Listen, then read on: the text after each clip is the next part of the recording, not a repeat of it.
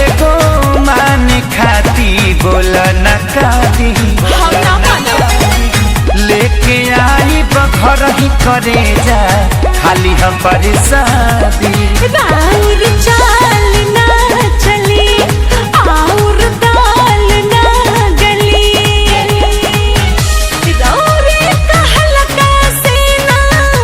सरधा को चाल दूंगी जदी लेके न जाओगे राजा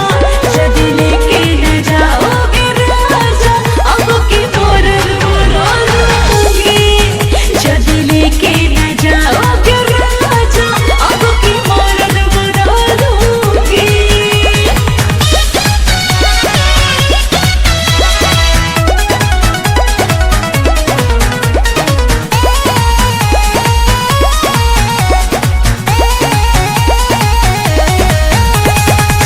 जातानी हम जाके अब की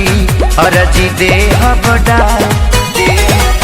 बाबा कुछ नहीं मन करी है तो चली है अगिना सा हम तैयार